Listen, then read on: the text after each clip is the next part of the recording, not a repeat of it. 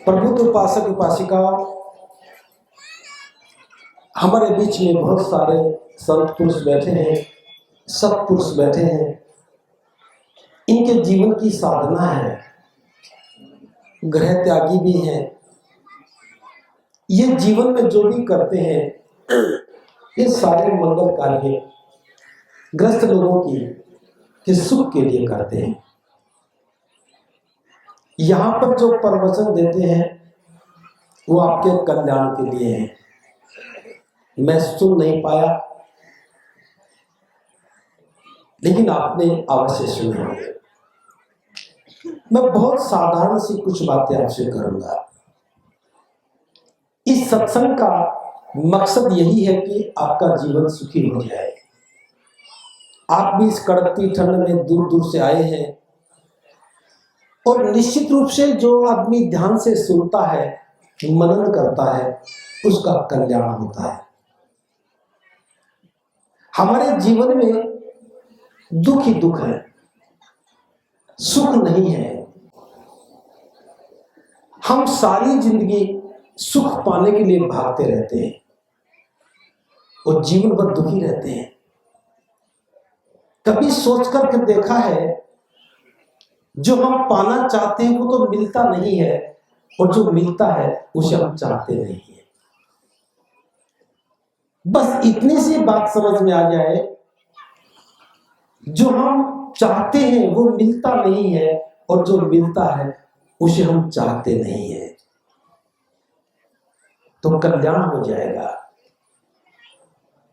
जिसे हम चाहते नहीं वो हमारे पास आ रहा है, और जिसे हम चाहते वो दूर जा रहा है। कोई न कोई कारण तो होगा। आप सत्संग में आए, संतों को सुना, बात अच्छी भी लगी। घर में जाने के बाद वही कलह, वही कलेश, वही भूख, वही प्यास। 3 दिन यहां बिताए, 3 दिन के बाद भी कुछ नहीं मिला। कहीं न कहीं गड़बड़ तो होगी। और गड़बड़ क्या है? हम जो सुनते हैं, जिसे हम समझते हैं, बस उसे आचरण में नहीं उतारते। अगर एक बात समझ में आ जाए और उसे हम आचरण में उतारें, उस मार्ग पर चलने लगे, तो निश्चित रूप से हमारा कल्याण हो जाए। महाकाल बुद्ध कहते हैं, एक मनुष्य का दूसरे मनुष्य के साथ अच्छे संबंध का नाम ही धर्म है। अगर आप धर्म की बात करते हैं, हम पाली भाषा में इसे धम्म बोलते हैं। अगर मैं धम्म की बात करूं, एक मनुष्य का दूसरे मनुष्य के साथ अच्छे संबंध का नाम ही धम्म है। अब हमारे संबंध कैसे हैं? मेरा पड़ोसी अच्छा नहीं, मेरा भाई तो नालायक, मेरा बेटा कहा नहीं मानता, परिवार में कलह रहता है। जितने जितने संबंध बिगाड़ के रखोगे, दुख उतना ही उतना ज्यादा आता चला जाएगा। आप कहोगे संबंध तो भाई से बिगड़ा, दुख क्यों आया? दुख क्यों आया? एक मनुष्य का दूसरे मनुष्य के साथ बुरे बर्ताव के परिणाम स्वरूप ही दुख आता है। एक व्यक्ति दूसरे व्यक्ति के साथ जो बुरा व्यवहार करता है, उसका परिणाम ही दुख है। ये बात समझ में आई है? अगर हम किसी के साथ बुरा बर्ताव करेंगे, हमने बर्ताव बुरा किया है, उसका परिणाम क्या हुआ? दुख आएगा। आपने किसी को गाली दी तो लौट करके सुख आएगा, दुख आएगा। आपने किसी को पीटा तो लौट करके दुख आएगा, सुख आएगा। आपने किसी की चुगली और निंदा की तो लौट करके सुख आएगा, दुख आएगा। इतनी सी बात समझ में आ जाए तो कल्याण हो जाए। एक मनुष्य का दूसरे मनुष्य के साथ बुरे बर्ताव का परिणाम ही दुख है। तो सुख क्या है? एक व्यक्ति का दूसरे व्यक्ति के साथ अच्छे संबंध का नाम ही सुख है। अगर हमने दूसरे के साथ अच्छा संबंध किया, अच्छा बर्ताव किया, अच्छा व्यवहार किया, तो सुख आएगा या दुख आएगा? इतनी सी बात समझ में आ गई तो मैं समझता हूं कि मेरा भी आना सार्थक हो गया। और आपका सुनना भी सार्थक हो गया। लेकिन हम सुनते हैं, समझते हैं, मानते नहीं है। जब बुद्ध को ज्ञान प्राप्त हुआ, उनके मन में ख्याल आया कि मैं इस ज्ञान को किसको दूं? लोग तो लंबे समय से अज्ञानता में जी रहे हैं। अगर ऐसे लोगों को जो कुछ जानते नहीं मैं समझाऊंगा तो हो सकता है कि उनकी समझ में मेरी बात ना आए, और बात समझ में नहीं आई तो निहायत परेशानी होगी। उनको भी कष्ट होगा, मुझे भी परेशानी होगी। जरूर मुझे किसी योग्य व्यक्ति को ज्ञान देना चाहिए। बुद्ध ने तलाश की और 5 जो उनके साथी जिनके साथ तपस्या में थे, जो नाराज हो गए थे सुजाता के द्वारा खींच देने के बाद, बुद्ध ने उन्हीं को चुना और उनको उपदेश दिया कि व्यक्ति के जीवन के कुछ मापदंड होने चाहिए। जीवन श्रेष्ठ होना चाहिए, जीवन अच्छा होना चाहिए। उन 5 परिव्राजकों, परिव्राजक का मतलब है गृह त्यागी, उन 5 परिव्राजकों ने बुद्ध से पूछा कि हे तथागत, श्रेष्ठ जीवन के लिए कौन से मापदंड हैं? उन्होंने 5 बताए। मैं 5 पर चर्चा नहीं करूंगा, थोड़ी सी चर्चा कर रहा हूं। जीवन में सुखी रहना है तो पहली बात हमें हिंसा से बचना चाहिए। हिंसा से बचना चाहिए। बुद्ध कहते हैं कि जो व्यक्ति दूसरे जीव को कष्ट देता है उसके जीवन में कष्ट ही लौट कर आता है। हे मनुष्यों, पर हिंसा से बचो। लेकिन हम लोग क्या करते हैं? जीवन भर, दिन भर दूसरों को कष्ट देते रहते हैं और बदले में कष्ट ही लौट कर आते हैं। किसी के साथ मारपीट क्यों करते हैं? क्योंकि हमें क्रोध आता है। क्रोध आएगा तो हिंसा होगी। याद रखना। आप में से किस किस को क्रोध आता है? हाथ ऊपर करेंगे। सबको आता है, तो फिर सुख कहां से आएगा? अगर क्रोध है तो दुखी ही होगा। क्रोध आएगा तो हम हिंसा करेंगे और हिंसा करेंगे तो दुख आएगा। तो मैं चाहता हूं इस क्रोध का थोड़ा सा उपचार कर दे। अच्छा रहेगा, नहीं रहेगा? किस किस को क्रोध आता है? पर हाथ ऊपर करें तो मुझे तसल्ली होगी। इलाज उसी का होगा जो हाथ ऊपर करेगा। Very good. मैं समझता हूं कल से आप सुन रहे हैं, वो दवाई इस बीमारी की नहीं रही होगी, वरना तो खत्म हो गई होगी। मैंने हाथ ऊपर क्यों करवाए हैं? क्योंकि मैं पहले डॉक्टर रहा हूं। वो अलग बात है कि मैं पशुओं का डॉक्टर रहा, लेकिन आज इलाज पुरुषों का भी करना पड़ रहा है, मनुष्य का करना पड़ रहा है। इस बात को इतना समझिए, हमें क्रोध क्यों आता है? जब भी कोई काम हमारी इच्छाओं के विपरीत होता है तब हमें क्रोध आता है। जो हम चाहते हैं वो नहीं होता तब क्रोध आता है। आपने बेटे को काम कहा, बेटे ने माना नहीं तो क्रोध आया। आपने पत्नी को काम कहा, पत्नी ने माना नहीं तो क्रोध आया। पत्नी ने आपको काम कहा, आपने नहीं माना तो क्रोध आया। तो समझ लेना चाहिए, जो काम हमारी इच्छाओं के विपरीत होता है तो क्रोध को जन्म देता है। लेकिन क्रोध कब आता है? जिस व्यक्ति से हमने काम की कहा, उस व्यक्ति से हमारा कितना निकट का संबंध है, क्रोध उतना ही ज्यादा आएगा। उस व्यक्ति से जितना निकट का संबंध है, क्रोध उतना ही ज्यादा आएगा। और क्रोध अगर संबंध दूर का तो कम आएगा। आपने अपने बेटे को काम कहा और आपका बेटा मना करता है तो क्रोध ज्यादा आएगा। और आपने पड़ोसी के बेटे को काम कहा, उसने मना कर दिया तो क्रोध नहीं आएगा। निकट संबंध दुख का कारण है।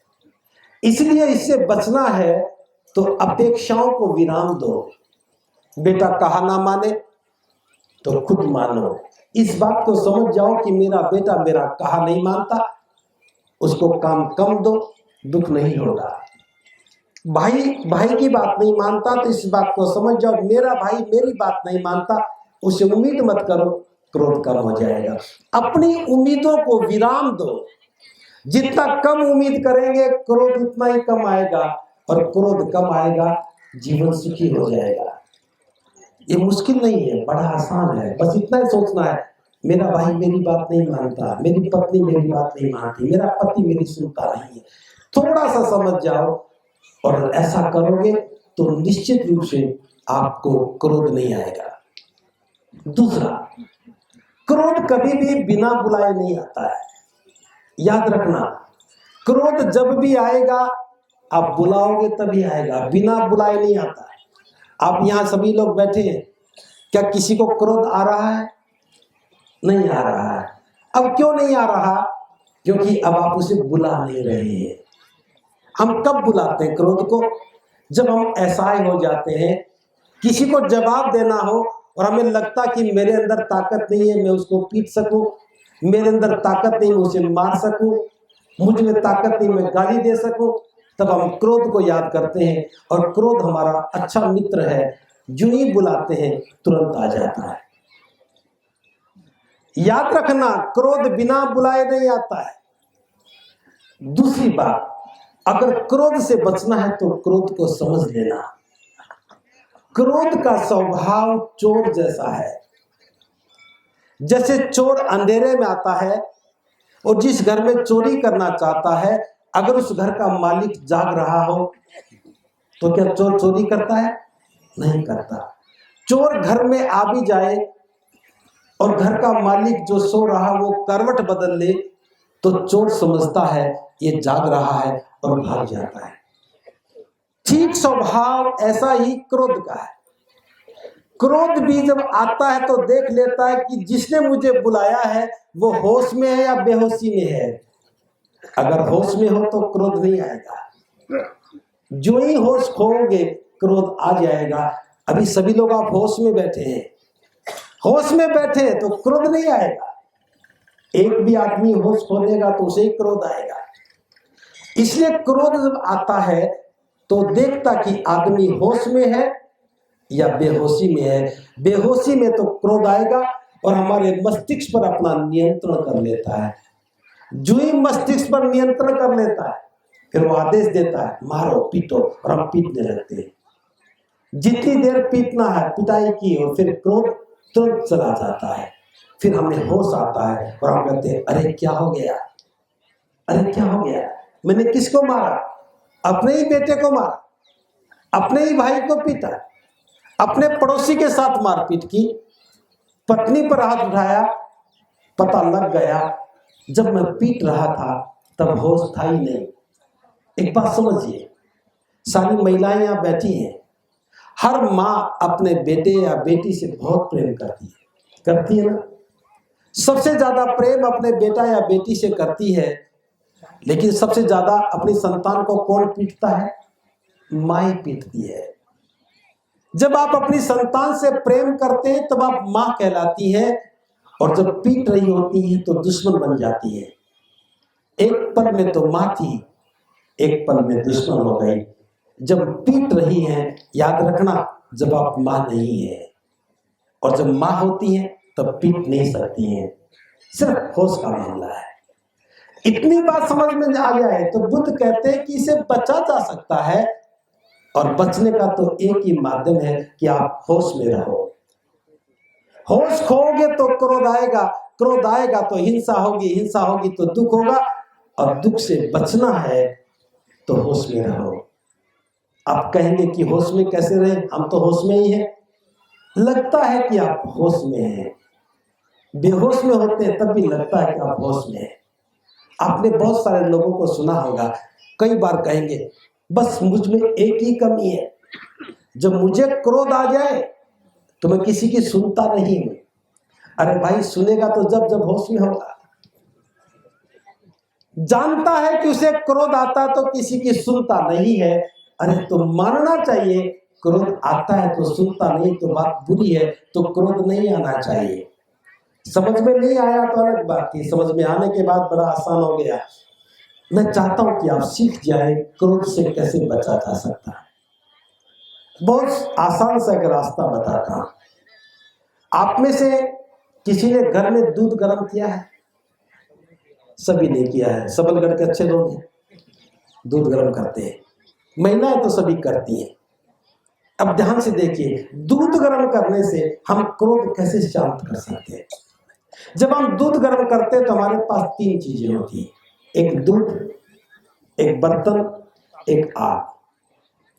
दूध को हमने बर्तन में डाला तो बर्तन की जिम्मेदारी है कि वो दूध को संभाल के रखे, और बर्तन को जब हम आग पर रखते हैं तो बर्तन जानता कि ये आग मेरे लिए नहीं है, किसके लिए है? दूध के लिए। इसलिए वो सारी की सारी गर्मी दूध को देता है, और दूध भी जानता है मेरे लिए, लेता रहता है, चुपचाप लेता है। थोड़ी देर के बाद जब दूध को लगता है कि अब तो बहुत ज्यादा हो गया, अब सहन नहीं होगा, अब तो भागना चाहिए, तो दूध क्या करता है? बर्तन से बाहर निकल के भागता है। जो ही बर्तन से बाहर निकलने की कोशिश करता है, आपका बर्तन आवाज देता है।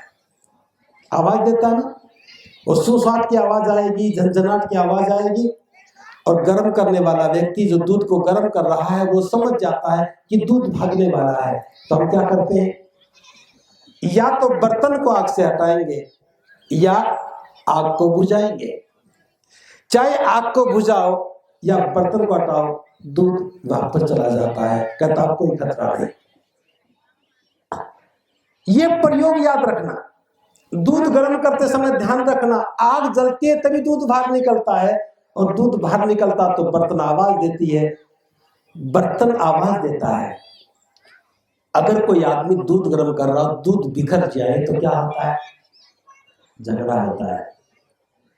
आपने बेटे को कहा कि दूध गर्म करना, और बेटा 1 कप दूध बखेर दे, 100 ग्राम दूध बिखर जाए, मुंह पे तमाचा लगेगा, बड़ा नालायक है, इतना भी नहीं जानता दूध गर्म करना। घर में नई नई बहू आई हो, दूध गर्म करी, दूध बिखर जाए और सास देख ले तो सारे मोहल्ले में ढिंडोरा पिट जाएगा, मेरी बहू तो बहुत बेकार आ गई, दूध भी गर्म करना नहीं जानती। दूध का बिखरना झगड़े का आमंत्रण है। दूध बिखरता तो घर में खटपट होती ही होती है। अब इस बात को क्रोध से मैं समझा रहा हूं। जब भी हमें क्रोध आता है तो उसे कैसे देखें? जो दूध उबलने लगा, बर्तन ने आवाज दी, आपको भी समझ में आ गया दूध बिखरने वाला है, आपने या तो बर्तन हटाया या आग बुझाई, दूध नीचे चला गया। हमारे पास भी 3 चीजें हैं। हमारी भावनाएं दूध की तरह से हैं, याद रखना। हमारी भावनाएं क्या है? दूध की तरह से है।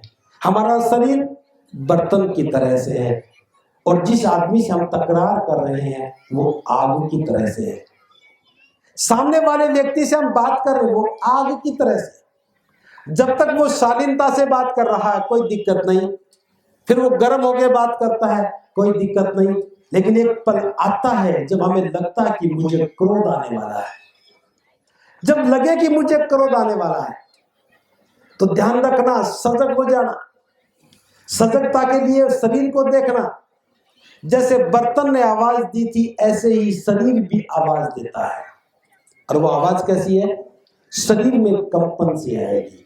जो ही आपको क्रोध आएगा, आपके शरीर में कंपन सी आने लगेगी।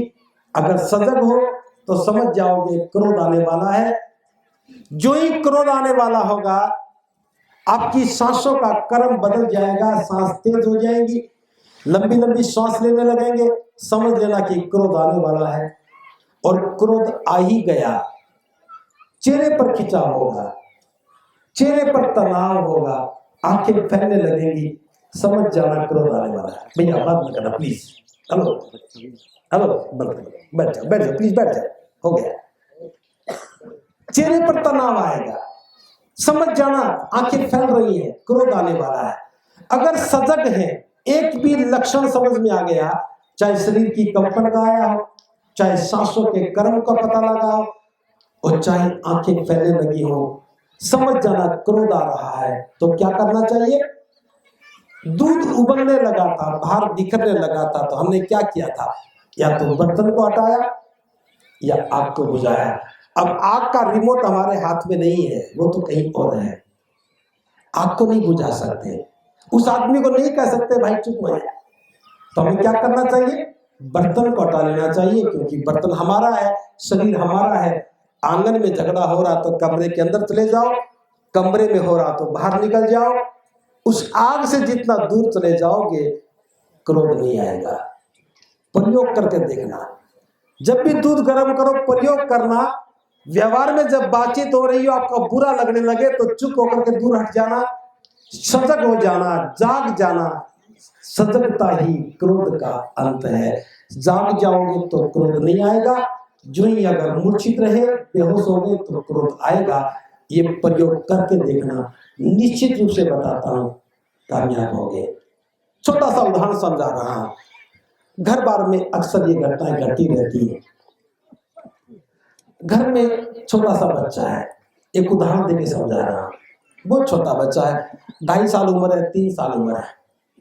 उसकी माँ ने कहा कि बेटा चाय पी ले। बच्चा कप लेके कहता नहीं मम्मी मैं टीवी वाले कमरे में देखूंगा।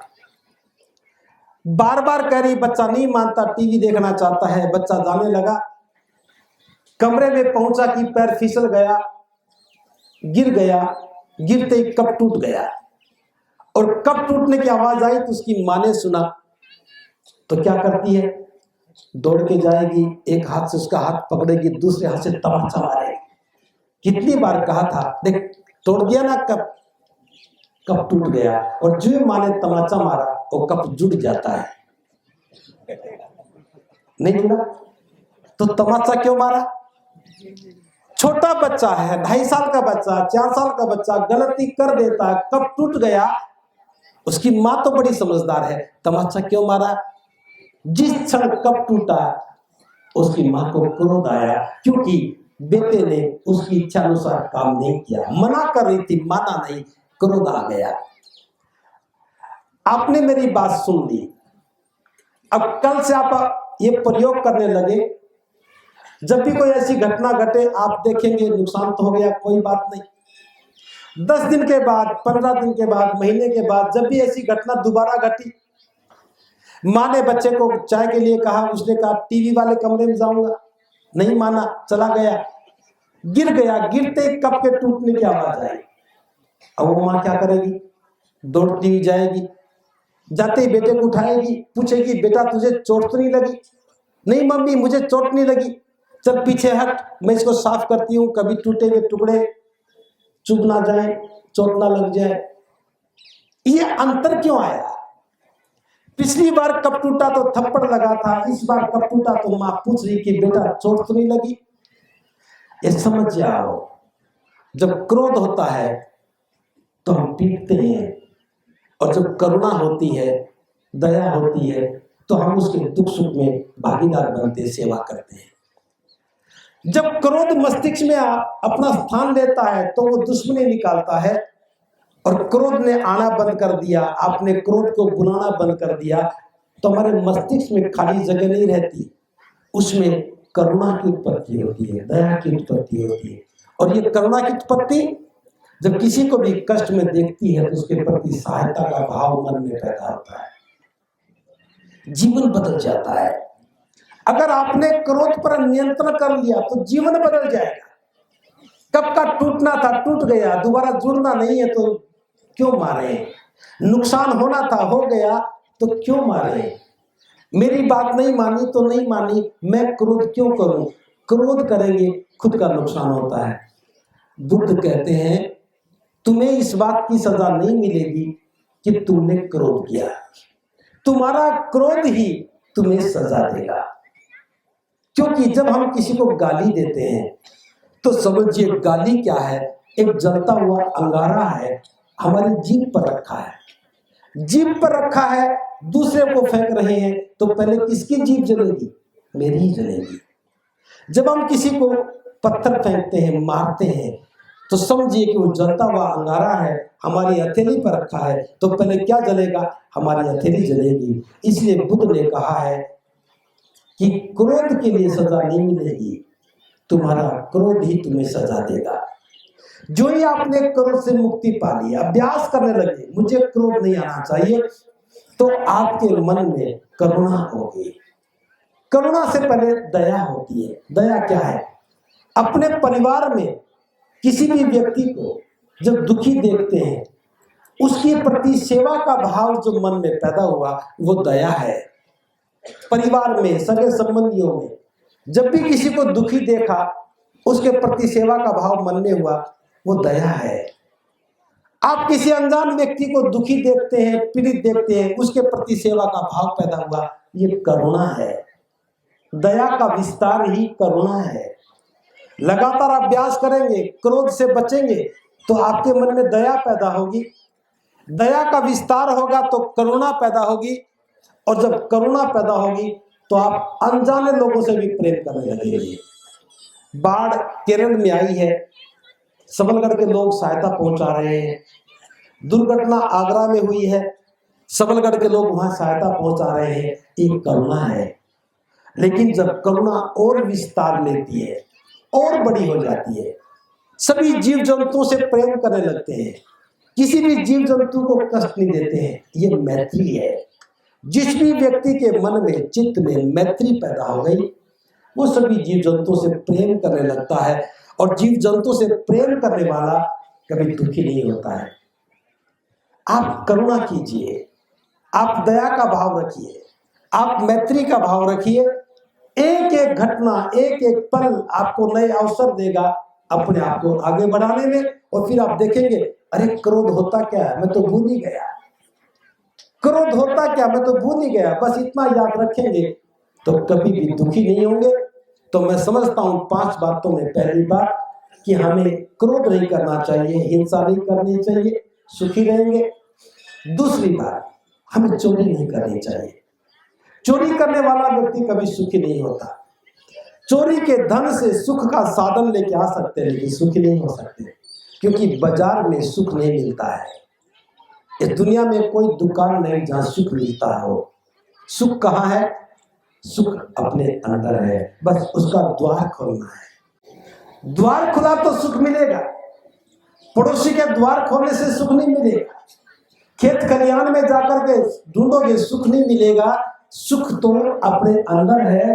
विचार सुखी रहने का है तो सुख मिलेगा, विचार दुखी रहने का तो दुख मिलेगा। इसलिए अपने अंदर के मैल को, जो हमारी बुरी मानसिकता है, धारणाएं हैं, मिथ्या दृष्टि को बाहर निकालो। हम अज्ञानता में जी रहे हैं और सुख ढूंढते हैं, कभी नहीं मिलेगा। एक छोटी सी घटना बताता हूं सुखी रहने की। एक नौजवान था, बहुत सारे कर्म कांड करता था। बहुत से लोगों ने समझाया कि भाई तेरी उम्र कर्म कांड करने की नहीं है, लेकिन उसकी समझ में नहीं आया। वो दिन रात लगा रहता कर्म कांड करने के लिए। एक दिन वहां बुद्ध का आना हुआ। किसी व्यक्ति ने निवेदन किया कि तथागत, एक नौजवान है, कर्म कांड में लगा रहता है, हमने तो बहुत समझाया पर उसकी समझ में नहीं आया, हो सकता कि आपके हाथों उसका कल्याण हो जाए। बुद्ध महाकारुणिक थे, उसके पास चले गए। जाकर के नौजवान से पूछा कि हे नौजवान, तुम ये सब किसके लिए कर रहे हो? उसने कहा कि मैं सीधे स्वर्ग में जाऊंगा, मैं स्वर्ग में जाने के लिए काम कर रहा हूं। बुद्ध ने पूछा, क्या मैंने तो नहीं देखा, क्या तुम उस व्यक्ति को जानते हो जो यहां से स्वर्ग में गया और लौट करके आया हो? उसने बताया। उसने कहा, मैं ऐसे किसी व्यक्ति को नहीं जानता।